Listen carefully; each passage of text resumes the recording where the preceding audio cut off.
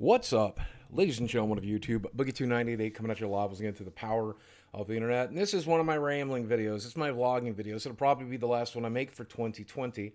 I haven't made one of these, God, in 2 or 3 months for a lot of different reasons. So that means we're going to cover a lot of ground here today. If you get bored in the video, check the comment section. Myself or maybe someone else will timestamp this video so you can hop around, find the topics you are most interested in. But I want to do a deep personal dive today. While we're on the topic of personal videos, let's talk about the fact that I kind of stopped uploading these almost all together in the last year, but certainly in the last 2 or 3 months. I really regret doing that.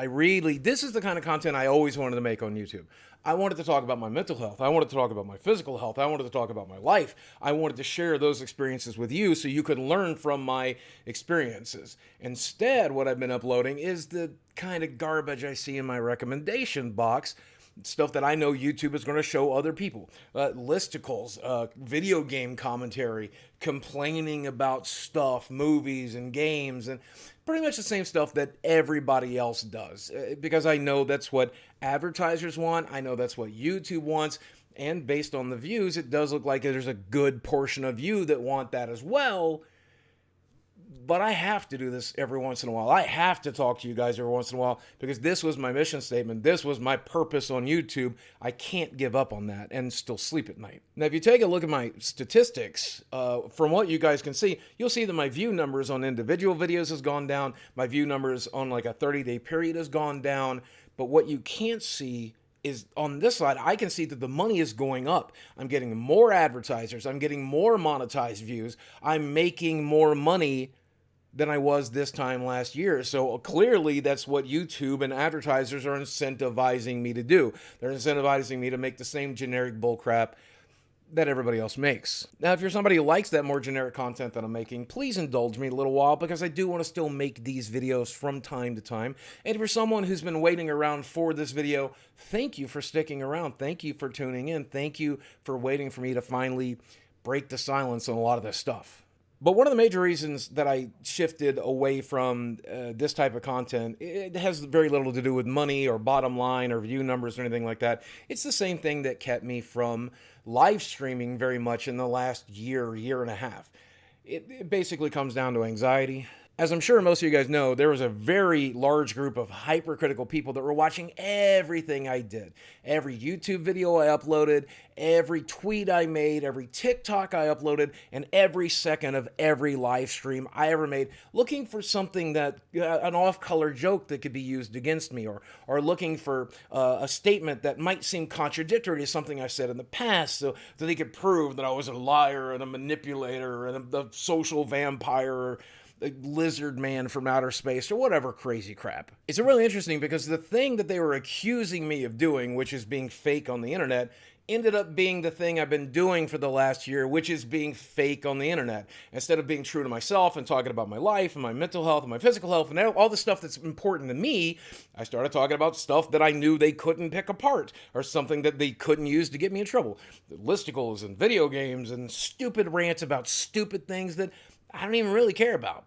I don't care about video games that much. I like them. I play them. Sometimes they disappoint me.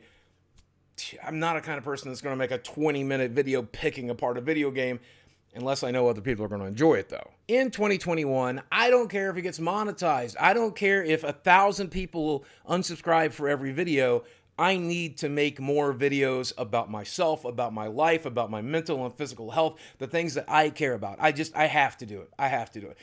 If it means the death of this channel, then go ahead and kill it right now because I gotta do it for me. And hopefully I can do it for you. Hopefully it can help you. But this last year of bland, boring content has actually done me a big favor. Everybody told me, but you have to take a break and work on your mental health. Take a break and work on your mental health.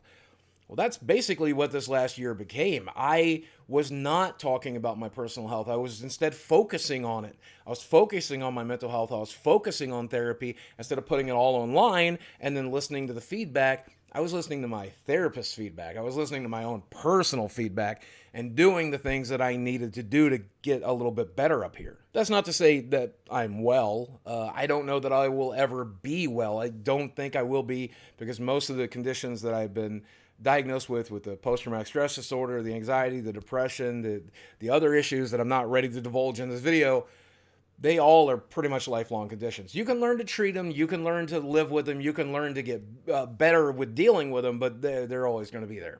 They're always going to be there. It's kind of like this loose skin that I have now. It's always going to be there. There's not a lot I can do about it except just learn to manage it. That's not to say that I'm giving up on it. I have been putting more work in this last year on getting my brain better and finding the right medication and finding the right things to do and finding the right techniques to live a better, more fulfilling life. And it's been absurdly successful.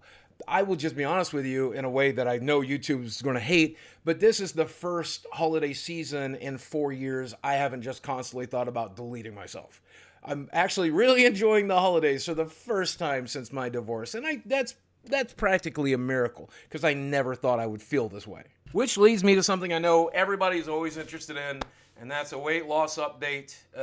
Yep, sitting here at about 362 pounds, just weighed myself, which is not great. That's not ideal.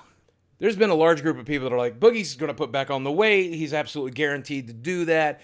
Well, here we are. I'm 362 pounds 3.5 years later, which is 200 pounds lighter than I was at my biggest. And I'm very satisfied with that, but I do want to do more. I do want to lose more. That's the best part about this gastric bypass surgery. Currently, I can eat whatever I want. I do eat whatever I want. But because of the surgery and because of the rehabilitation it gave me, the maximum amount of food that I want to eat, that I can eat in a day, is keeping me about 360 pounds. I'll never be over 400 pounds again. That's just not a thing that is physically possible thanks to that surgery. The good news of that is if I make almost any changes in 2021, I'm guaranteed to lose some weight. Just minor changes. I should be able to get under 350. I should be able to get under 300. I just got to make myself do that. That's been one of the most amazing things in therapy this last year, is that finally just stopping and realizing and recognizing that I have an eating disorder and realizing that I have a very unhealthy relationship with food. And it's because of the damage that's in my brain that I choose to do those things. But once I stop to recognize that there are medications, there are techniques, there are plans outside of surgical intervention that can help. And I'm done making promises that I'm going to lose weight, that I'm going to succeed, that I'll beat this eating disorder. I don't know. I don't know anymore. I don't. I do know I'm going to keep trying. So for those of you who are worried about that, frustrated about that, I get it. I'm frustrated too. I know that 2020 has been a really rough year for everybody, and it's a year that's made me really stop and realize how blessed and how lucky I currently am, and it's allowed me to really focus on that.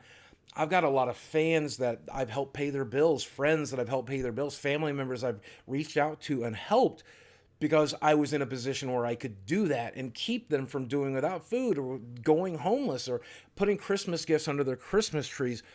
I know I used to give away a lot more money here on the YouTube channel or on Twitter. Instead, the money's been going to people I'm closer to, and I apologize for that. I know we're all suffering. But this has been a very healing year for me. When I have seen so many people I love suffer, and I haven't, I realize exactly how blessed my current life is. I mean, the water is on, the electricity is on, the gas is on, I have food and shelter. I'm able to support people I care about. That's amazing. That's truly amazing. And that has allowed me to be grateful for these things. And I've learned to practice gratitude. Whenever I become anxious, whenever I become depressed, whenever I become sad, I pick something like this career or the fans I have or my friends or my dog, something I'm grateful for, and I choose to be grateful for that. And it helps me push a lot of the depression or the anxiety away and allows me to function better. And 2020 has been a year that has taught us all to be grateful for what we had before we lost it. And when we regain those things, to be grateful to regain them. Whether it's something as simple as the freedom to leave your house or something super important like being able to pay your bills. I hate to say that 2020 had to happen in order for me to feel better. And that's certainly not the case, but I tried to use it as an opportunity to heal. And I think I did a decent job. I mean, if you take a look at the last year, I've managed to keep my foot out of my mouth. The only controversies I got involved in was because somebody else decided to make a stupid decision. Somebody else decided to get on a plane in the middle of a pandemic and be a complete asshole. That's the only real controversy of the last 6 months.